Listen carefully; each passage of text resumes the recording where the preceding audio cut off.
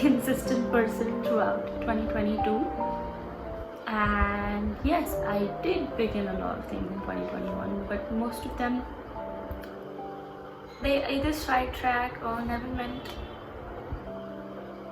I like to say they weren't meant to reach this specific phase of life that I am in right now, because probably the girl who left 2020 was different to the girl that's leaving 2022 at this point.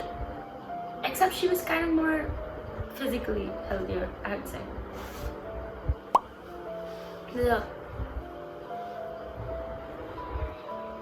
First off, this is a video to celebrate the fact that I lost 2022. Because honestly, remember my initial videos, all of this was just supposed to be a big filler year between getting from position A to position B, and that was the kind of mindset I was rolling into life with. Like, you know what, this is a filler year, let's just get over it. Everybody's suffering, there's so much of pain around the world. You don't get to be the main character who looks out for self-pity. Because self-pity is one of the most deprecating logical fallacies that I've ever come across, now that I've kind of studied fallacies as such. But this video is about being okay if some of your goals did not make it through, about letting yourself have the ability to change. Because while the entire theme of 2021 was to find out things that, you know, would make me happier, and, you know, things that would push me forward, those little step backs where I work into self-love a little bit more consciously than usual, I did not realize that as satisfying and as pretty as self-love is, it reaches a point where you have to knock the door of darkness. Because you gotta find out places that need love but haven't found them for ages, and you're just here stuck looking for things around you, maybe little things in life that you could do to make you happier, but why does the desire to be happy arise in the first place? And with less than about 45 days left to the next year, I opened up my diary. So I have this diary since 2022 where I, you know, kept on writing stuff that I wanted to do and this and that, and somehow it usually pops up either the beginning of the year or the end of it. It just vanishes the other time. I think the diary is magic, but that's how it is.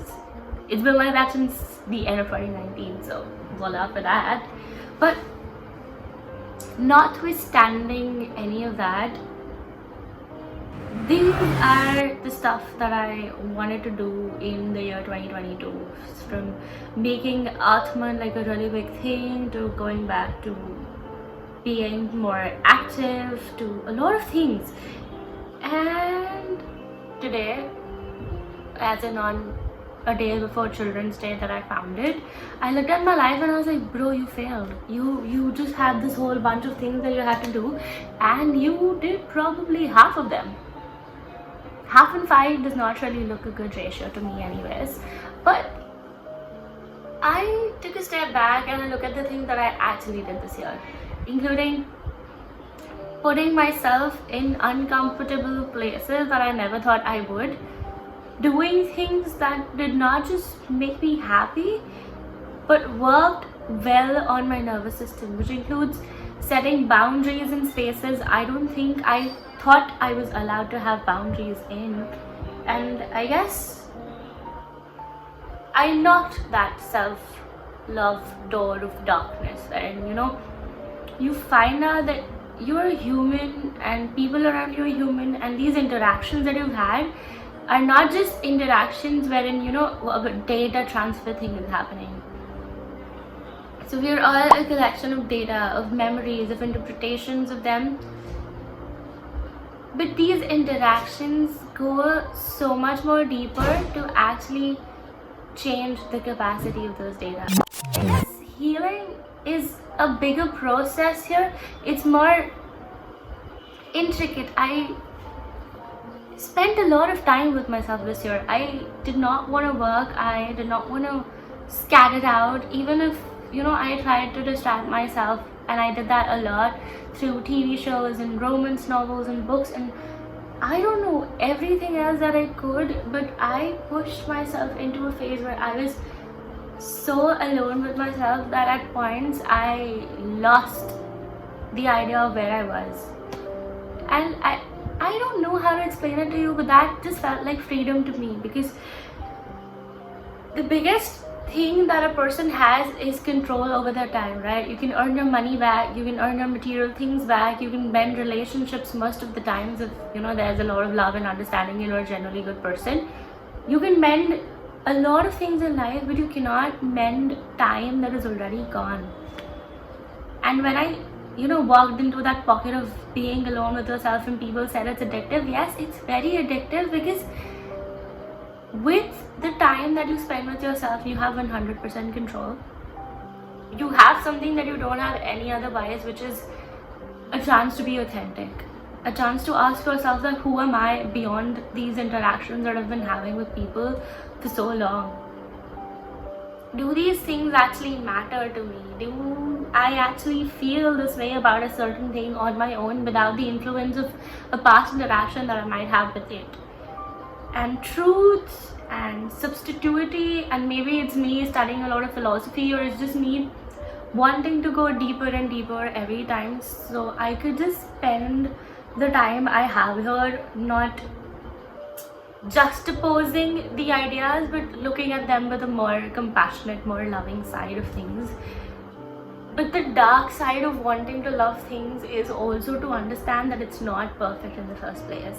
And a lot of things that you expected them to be in a very certain specific ways, or you had certain ideas that were based in some childhood and you had to question them and learn to understand the other person, understand the situations, understand things around you, and be more compassionate. Compassion does not guarantee anything beyond forgiveness, is the best I can tell you. It does not guarantee that the person is going to end up, or the particular situation is going to end up and turn up in a way that the ideal in your mind is. So the ideal things that you see, or the best version of people that I tend to see that everywhere. That's probably my biggest gift, but also my biggest pain point, is that I see the highest potential in everything that I do and every person that I meet, and I respond to them based on that highest version. And people are not that, and it's not fair for me to expect them to be, but it's also just a thing I was born with. That is my authentic self. I see the best in people and things around me, and it makes me make decisions that are not always amazing, and I've been doing that for my entire life. So just imagine the crust between an ideal and an actual reality, and then you can forgive yourself first, because there's no forgiveness on the other end's person, right? Because this was your perspective. But to love that person or that situation, or to let it go eventually, is something that's going to be very struggling, because then those interactions lead to beliefs, to possibilities, to realities that you might have lived, and you're literally restructuring your whole life at this point. So yeah, I did not fulfill a lot of my goals because they weren't really mine. Those were the results of interactions that I've had with people, and I sat down in a bowl of confusion about what does Shruti want? What does she really want out of her life?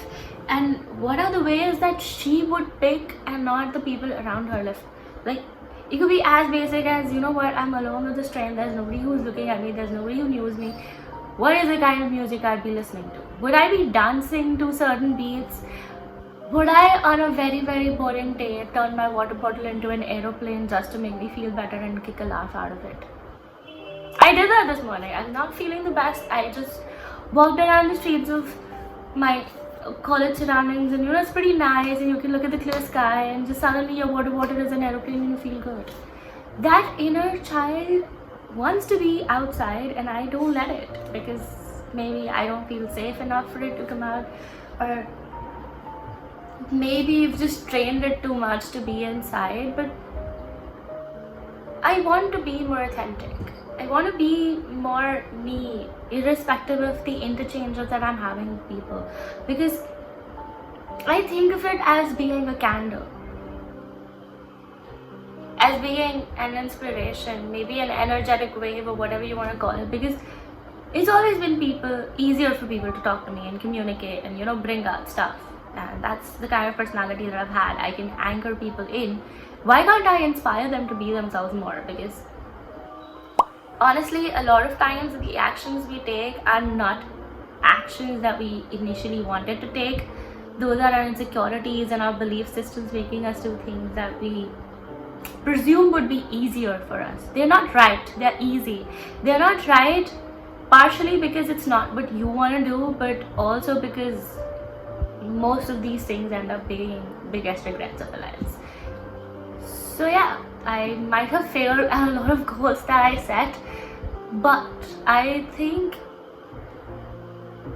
my personal healing journey has been so open and vulnerable. Like, I haven't really talked about it ever, but since authenticity is a theme, and when you're authentic, you hold a kind of freedom that nobody else can take from you. No government, no presumption, no culture, no thought process can take from you, because that's your being and nobody can steal it from you, not even death at a certain point.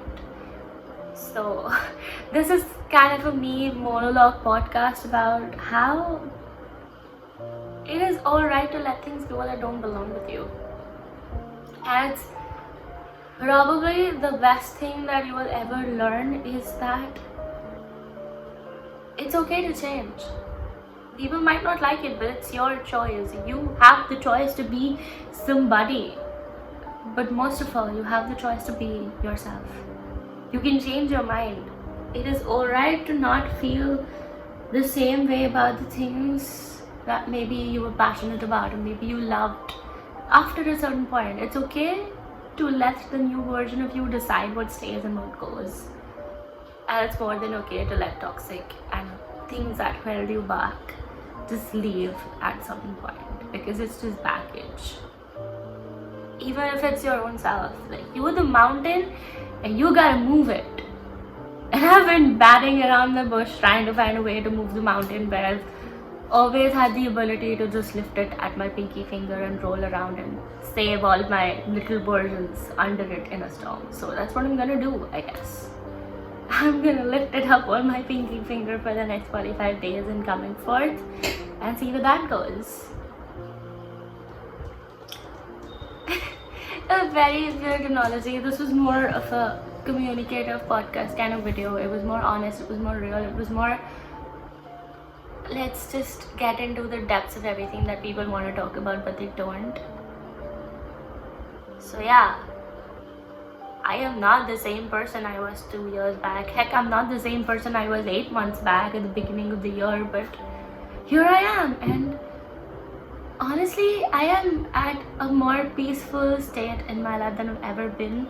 And if someone asked me if I had to trade the world's biggest wealth for something, I'm gonna say it's making my nervous system at a more restful and a more peaceful phase that it is right now. Trust me, I'm sleeping better. I'm sleeping for hours straight at this point, because I think I've worked my brain enough to deserve this rest phase.